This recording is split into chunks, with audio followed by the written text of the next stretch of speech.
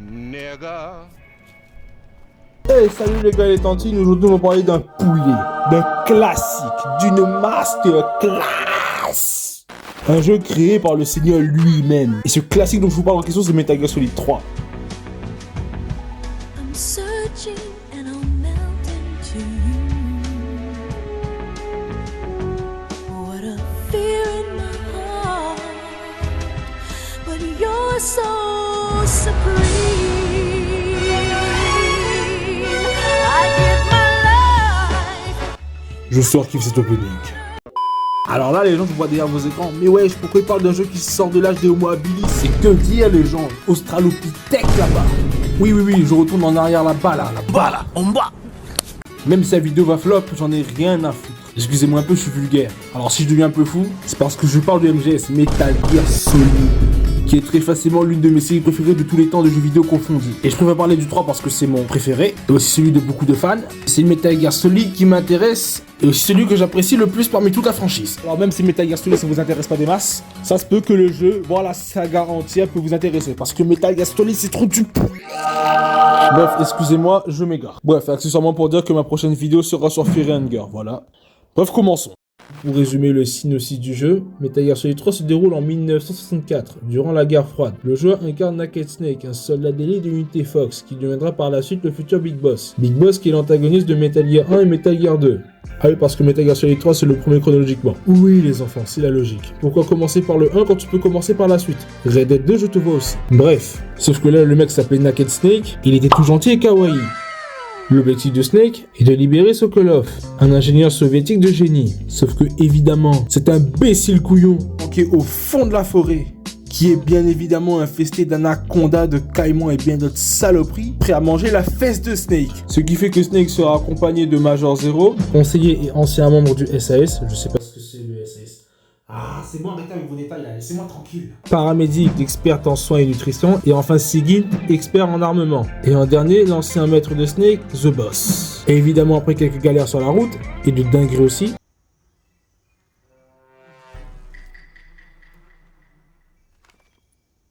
D'antagoniste et homo sapiens.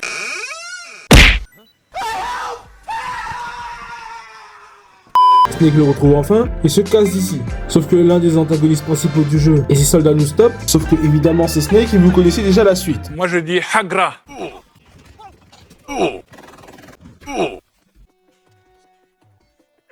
Sauf que par peur, Sokolov finit par se tirer vers un pont et The Boss. Mais attendez un instant, mais ça fait plein de détails en fait. En fait, ce Sokolov, on va le chercher pour la raison qu'il sait faire des armes. Bon, c'est un ingénieur, mais allez, vas-y, tu connais les bails. Sauf que les États-Unis, ils ont préféré le donner aux Russes tout d'abord, sauf que c'était une mauvaise idée et qu'ils reviennent sur la décision et qu'ils veulent maintenant le récupérer. Putain de merde. Voilà, je dis ça. Et ben en fait, c'est chiant de raconter une histoire.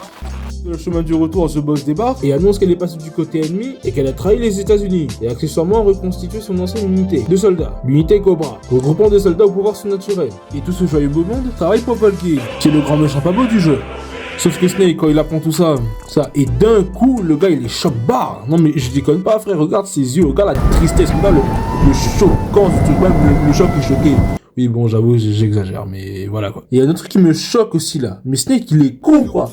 Gros mais regarde les yeux de la tantine, regarde dans le vice, regarde comment les frérots, la tantine sort littéralement de la brume frère. Et quand un antagoniste sort de la brume c'est pas bon signe du tout. Putain on dirait un marabout là-bas. Les Snake flingue là frère. La tantine est trop puissante, tu vas te faire éteindre. Là ça va être toi qui vas te faire cuisiner mon pote. Mon fils mais par pitié fais un truc. Non, c'est miskin, non, reste pas planté là, non. Putain, mais vas-y, flingue. Et ben voilà, elle a cassé ton pistolet. Qu'est-ce que tu peux faire maintenant? Elle a cassé le tranquillisant, voilà. Allez, maintenant, fuis, putain. Quoi? Tu veux l'affronter? Viens m'affronter.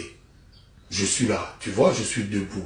Je suis un homme. La tantine va te désarmer, là, tu veux t'aller au corps à corps? Toi t'es bête, mais dis-moi pourquoi t'es bête. Oh toi t'es bête, mais dis-moi pourquoi t'es bête.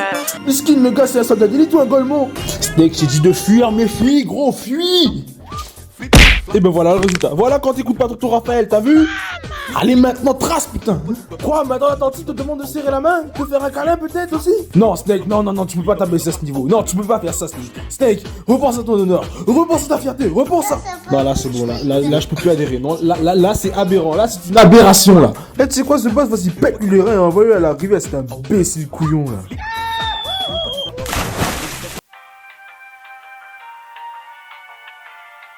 Bref, après s'être littéralement fait éclataxe sa race, Snake va se soigner en 2 spies et il va attendre l'arrivée des secours. Sauf que pendant qu'il attend, le grand méchant pas beau détruit le laboratoire de Sokolov avec une ogive nucléaire. Comme ça, les autorités russes n'ont pas de preuves. Et bien qu'après cet événement, Snake se fait secourir, mais évidemment, mauvaise nouvelle, c'est que l'arme en question que Volgin a balancée sur le laboratoire était américaine. Donc, bombarder le sol russe avec une arme américaine et en pleine guerre froide, je peux vous dire que ça craint. Oh, il s'est foutu.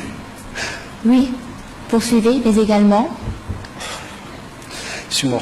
Et du coup, la Russie passe en tension maximale avec les États-Unis. Et le président russe donne 7 jours pour régler cet incident. Et par régler, je veux dire buter The Boss, buter Volgin, buter Unité Cobra. Enfin bref, l'opération Snake Eater venait de débuter. Pour prouver leur innocence. Et je m'arrête ici. J'ai volontairement skippé les détails parce que Metal Gear Solid 3, c'est l'un des jeux les mieux écrits que j'ai pu jouer de toute ma vie. Bon, même si aujourd'hui l'écriture peut paraître cliché à certains moments, voire classique, pour 2004, c'était complètement novateur et incroyable. Puis bon, Metal Gear Solid, ça a toujours eu ce côté over the top nanardesque. Et s'il y a un jeu qu'il faut jamais, mais alors jamais spoiler, c'est Metal Gear Solid 3. Et bon, ça va aller les gens, soyez pas aigris parce que sur 100% de l'histoire, j'ai spoilé que 5%. Alors croyez-moi, des surprises, vous allez en voir. Et beaucoup. Et c'est clairement la partie où l'opération Snake Eater que le jeu démarre vraiment. Ça devient vraiment intéressant. Bon, maintenant parlons du gameplay. Oh sa mère, il y a des choses à dire. Bon, vu que Metal Gear Solid 3, comme vous l'avez deviné depuis quelques images, est bien un jeu d'infiltration, donc 90% du temps, il va falloir se la jouer sneaky et ne pas se faire repérer. Et surtout que Metal Gear Solid 3 est le plus axé infiltration de toute la série, que je trouve personnellement. Le jeu est bien plus long que Metal Gear Solid 1 et 2 qui étaient bien plus vifs. Le jeu est bien plus axé sur l'observation et la prudence. Et tant mieux, un bon jeu d'infiltration, c'est un jeu lent, où on prend le temps de s'adapter. Et en parlant de s'adapter, Metal Gear Solid 3 est une galère à prendre en main. Au niveau de son gameplay, alors autant moi ça va vu que j'ai refait le jeu 10 millions de fois et que je suis devenu un professionnel. Bon, galérer, je dis pas que vous allez pleurer du sang, mais voilà quoi. Et comme tout bon jeu d'infiltration, vous aurez un tas de possibilités pour traverser vos ennemis et abattre l'ennemi. Leur donner de la bouffe ultra variée et leur donner une diarrhée de la mort. Maintenant il est temps de passer aux grandes nouveautés de cet épisode, c'est-à-dire le camouflage et le côté bien plus exotique et varié. Pour commencer, le camouflage pour vous fondre dans votre environnement et avoir beaucoup moins de chances de vous faire repérer. Et certains camouflages vous donnent même des avantages. Par exemple que les piles ne s'épuisent plus et que les silencieux ne s'usent plus. Et je vais pas vous mentir, voir un garde passer à 10-15 mètres de vous et qu'il vous voit pas parce que vous êtes bien fondu dans le décor, ça fait un petit effet. Moi personnellement, ça me fait un effet particulier. Oui, passe derrière moi, oui, c'est ça, c'est bien, oui. Allez, maintenant laisse-moi souvenir mes pas instants.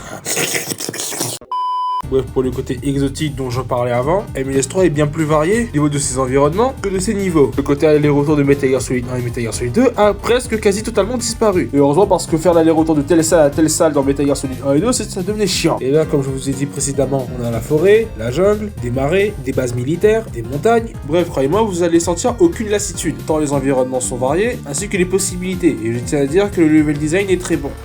Et aussi l'une des plus grandes nouveautés de cet épisode, c'est la chasse. Bien évidemment, vu que vous êtes en milieu naturel. Donc bon, je pense que j'ai pas besoin de vous expliquer tant que ça. Il va falloir les buter ou les endormir pour les bouffer. Je parle évidemment des animaux. Et oui, vous allez devoir niquer tout un écosystème pour votre survie. Je vous le dis tout de suite, ça va être une boucherie. Vu que Snake a une barre d'endurance et que si elle tombe assez bas, ça va assez mal finir pour lui. Et vu qu'évidemment la barre d'endurance baisse progressivement. Et surtout plus vite si vous portez trop de poids. Et évidemment le gameplay n'est pas parfait. Oui, parce que Metal Gear Solid 3 n'est pas parfait. Mesdames et messieurs, arrêtez de vous LeBron James sur votre nostalgie, s'il vous plaît. Et aussi de surcoter le jeu aussi en passant, si je l'adore. Enfin bref, je vais dire personnellement les défauts que j'ai vus, peut-être que vous verrez d'autres. Premièrement, et le plus évident, c'est le menu. Parce que par exemple, aller dans le menu, attendre 2 secondes de chargement, puis aller dans l'onglet camouflage, choisir le bon camouflage pour le bon environnement, et attendre encore 2-3 secondes pour que le camouflage sur la tenue de Snake charge, et puis requitter le menu et attendre 2 secondes de chargement encore une fois, c'est relou et ça saccade bien le rythme. Et un autre truc là, genre les dialogues inutiles avec paramédics là sur les animaux, genre pour expliquer de tel animal, de telle flore là. C'était pas plus simple de faire une putain d'encyclopédie dans le menu? Bon ok, là je chipote un peu, ça gêne pas tant que ça. Par contre, le plus gros défaut qui est reproché à Snake Eater, enfin plutôt l'un des plus grands défauts qui était reproché à Snake Eater, c'était sa caméra fixe. Alors pourquoi? Alors autant dans les premiers Metal Gear Solid ça gênait pas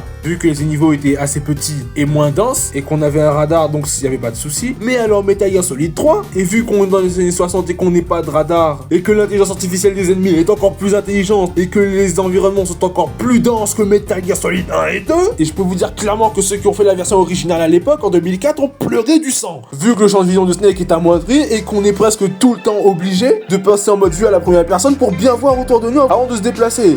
Parce que sinon on était foutus. Alors autant maintenant ce défaut ça compte plus, vu que ça a été corrigé dans la version subsistance et la version HD, vu que cette fois dans ces versions là il laisse une caméra libre et j'ai joué en caméra libre. Alors j'ai essayé pendant quelques heures de jouer en version fixe. Alors personnellement, alors autant vous le dire, j'ai mal à la fesse. On est venu, on l'a vu, il a eu dans le cul. Maintenant que j'ai parlé de son plus grand défaut, maintenant on va parler de sa plus grande qualité à ce Metal Gear Solid 3, qui est son scénario, qui est certainement le meilleur de tout le Metal Gear Solid.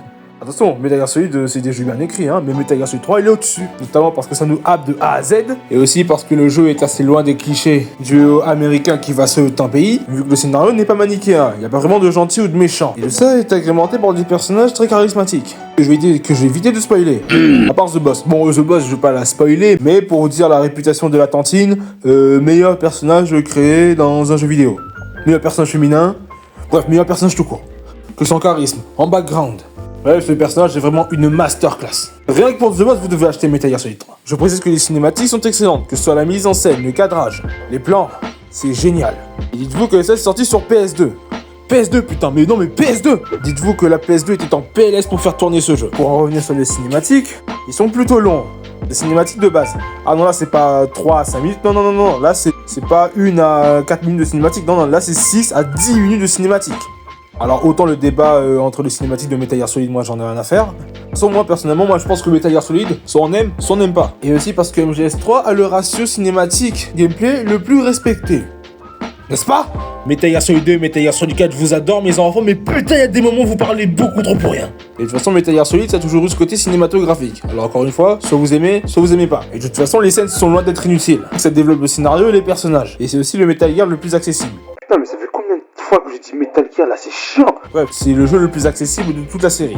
Et je pense notamment pour ça que c'est le plus apprécié. Le scénario est moins fort en information. Attention, ça reste complexe et dense, mais clairement plus accessible et compréhensible. Et aussi principalement que c'est un préquel, donc c'est le premier dans la chronologie. Voilà, je trouve que j'ai assez bien résumé le jeu. Bref, Metal Gear Solid 3 c'est un classique, qui a perfectionné sa propre série, avec un gameplay innovant pour son temps, avec des personnages intéressants et charismatiques, et surtout un scénario irréprochable. Oui, je vous ai dit que le jeu avait les 2 meilleurs boss de tous les temps. Et voilà, j'ai fini. Merci d'avoir regardé toute la vidéo. Si cela vous a plu, je vous demande bien de vous abonner et de liker la vidéo si cela vous a plu. Ça me soutient énormément, merci, vraiment. Cœur sur vous. Ça aurait été un réel kiff de refaire Metal Gear Solid 3. Et surtout pour cette vidéo, vu qu'avec celle-ci, j'ai décidé de rebooter ma chaîne. C'est-à-dire que j'ai supprimé mes anciennes vidéos et me demandez pas si je peux réuploader, j'ai déjà entièrement tout supprimé. Donc c'est dommage. Oui, je sais, ne pleurez pas trop. Qu'un jour je referai un remake de ces vidéos. Bref, sur ce, je vous dis futures bonnes vacances. Et allez, sur ce, je me tape.